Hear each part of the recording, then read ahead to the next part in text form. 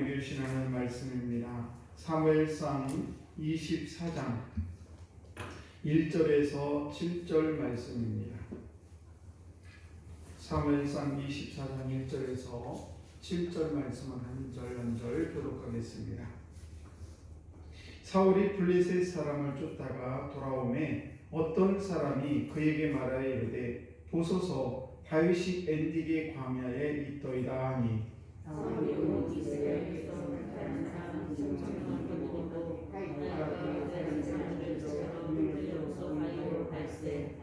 길가 양의 우리에 이른즉 굴이 있는지라 사울이 뒤를 보러 들어가니라.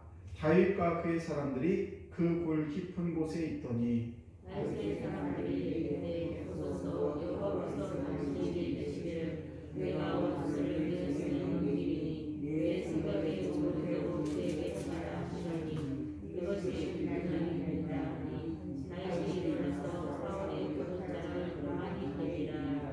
그리한 후에 사울의 옷자락 뱀으로 말미암아 다윗의 마음이 찔려 자기의 사람들에게 이르되 내가 선으로 여호와의 기록을 받았는데 들치는 것은 여호와께서 금하시는 것이니 그는 여호와의 기록을 받은 자가 따름이라 하고. 같이 합니다. 다윗이 이 말로 자기 사람들을 금하여 사울을 해하지 못하게 하니라. 사울이 일어나 굴에서 나가 자기 길을 가니라. 아멘. 귀하고 복된 새벽에 나오신 우리 귀한 성도 여러분에게 하나님의 크신 은총이 함께 하시기를 주의 완전히 축복합니다. 오늘은 일관된 사람이 되십시오 라는 말씀을 함께 나누겠습니다.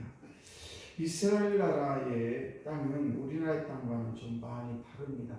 석회질이 굉장히 많습니다.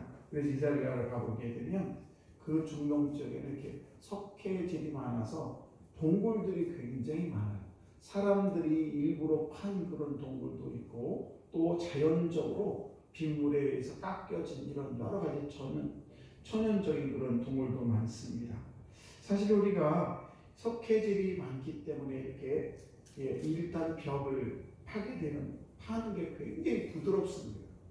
잘 파죠. 그런데 이제 시간이 지나면서 공기와 또 비와 이런 것들이 섞이면서 점점 딱딱해지죠. 우리가 기부스 할 때에 석회로 하지 않습니까? 처음에는 물로 묻히면 아주 부드러운데 이제 굳으면 굉장히 딱딱한 것처럼 그렇습니다. 아무튼 그런 곳에 오늘 말씀 보시게 되면 오늘 말씀은 이 광야 남편에 있는 마온 황무지 아리바라는 곳에서 이제 다윗이 사울의 군대에 대해서 포위되게 되고 죽을 뻔한 그런 상태가 됐을 때에 갑자기 블레셋이 쳐들어오게 되죠. 그래서 전령이 와가지고 블레셋이 지금 쳐들어왔습니다 라고 사울왕에게 얘기를 하자 사울왕이 다윗을 거의 다 포위해서 잡으려고 했는데 블레셋이 쳐들어왔다는 소리를 듣고 다시 철군하게 되고 이 블레셋과 전쟁을 치르게 됩니다. 그러면서 24절에 1절에 시작이 됩니다. 사울이 블레셋 사람을 쫓다가 돌아오매 지금 블레셋이 쳐들어왔다는 소리를 듣고 블레셋을 쳐들어갔다가 지금 돌아왔습니다. 그런데 어떤 사람이 와가지고 다시 또 이야기를 합니다. 다윗이 이번에는 숨게 됐는데 그 엔디게라는 곳에 숨었습니다는 것을 다윗에게 알려주죠.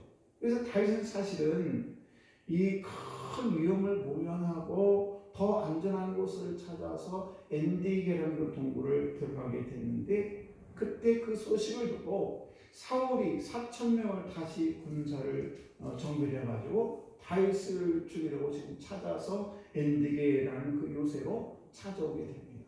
근데 오늘 이 3절 말씀을 보시게 되면 길가 양의 우리가 이른즉 굴이 있는지라 굴이 많아요. 굴이 있는지라 사울이 뒤를 보러 이렇게 하는데 여기서 뒤라고라고 우리가 잘못하면 화장실에 갔다라고 어떤 설교자는 그렇게 말씀하시는데 히브리서에는 이 뒤라는 것을 뒤를 보매라는 이것은 발을 가리매라는 그런 뜻을 가지고 있어요.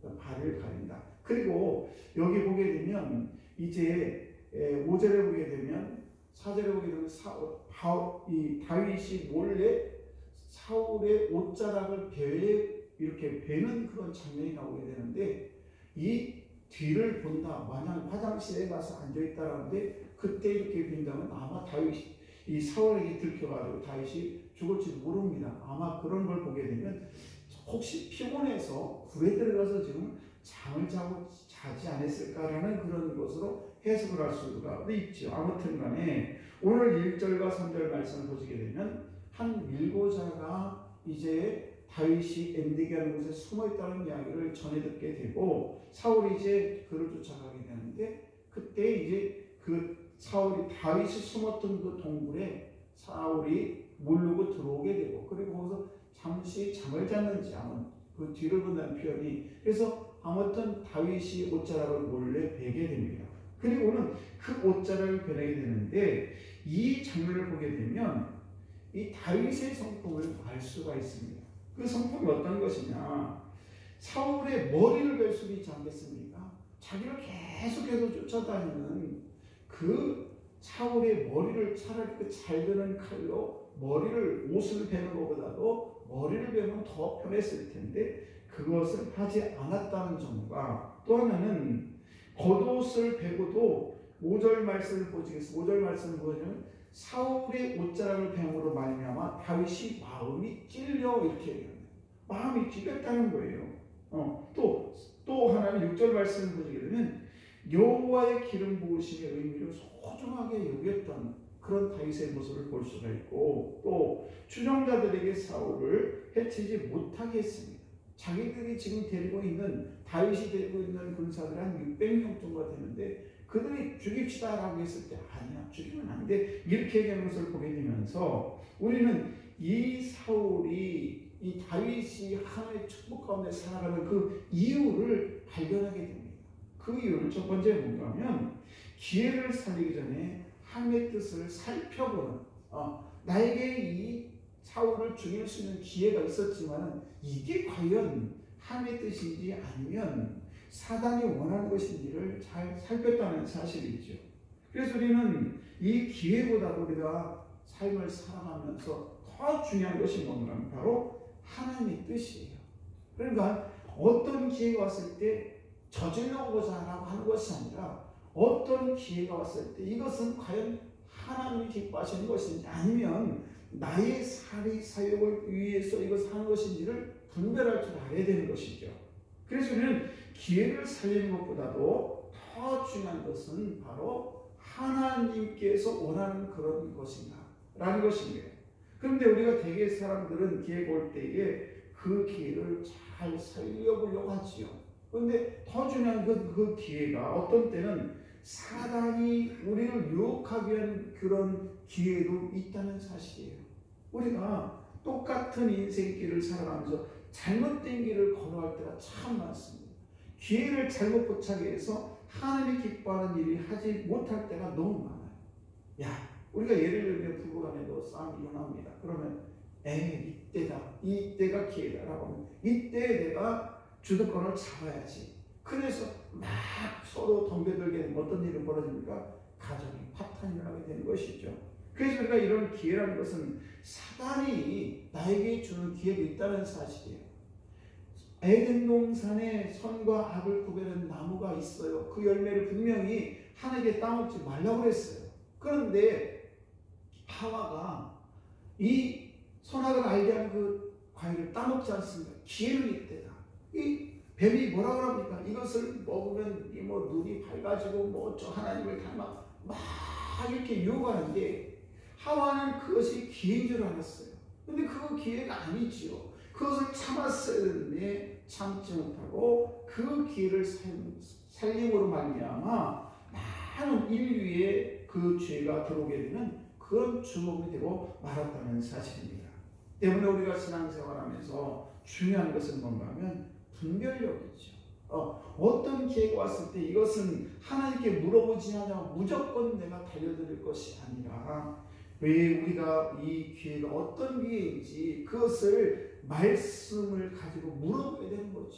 우리가 하나님의 자녀다는 게 뭐예요? 늘 하나님의 말씀을 가지고 말씀의 지표를 삼아서 그 말씀에 따라 살아가는 것이 우리 믿음의 사람인 것입니다. 오늘도 저와 여러분들이 고린도전서 12장 9절 12장에 보게 되는 성령의 9가지 은사가 쭉 나오게 되는데, 그때 뭐 지혜의 말씀, 지식의 말씀, 이런 것들이 가장 먼저 기록이 되어 있어요. 무슨 말씀입니까? 심지어는 믿음보다도, 어떤 은사보다도 더 앞에 나오는 말이 뭐냐, 바로 지혜의 말씀, 지식의 말씀인 것입니다. 우리가 인생길을 걸어갈 때 여러 가지 뭐 기회가 올 수 있어요. 이런 판단을 얘기할 때에 야, 이게 기회구나 하고 내 생각으로 사단이 준 그런 기회를 잘못 판단해서 오판해서 우리 인생이 거꾸로 가는 그런 일을 범해서는 안 될 줄로 믿습니다. 오늘도 저와 여러분들이 신앙생활에서 믿음은 중요하지만은 그보다 더 중요한 것은 뭐냐면 바른 믿음이고, 또 우리가 판단할 때도 어떤 판단이 더 중요하냐? 지혜의 말씀으로, 그리고 지식의 말씀으로 우리가 모든 일을 만날 때 잘 판단해서 우리 인생에 오점이 남기지 않도록 우리 모든 성도들이 날마다 승리하는 귀한 성도들 되시기를 주의 이름으로 축복합니다. 기도하겠습니다.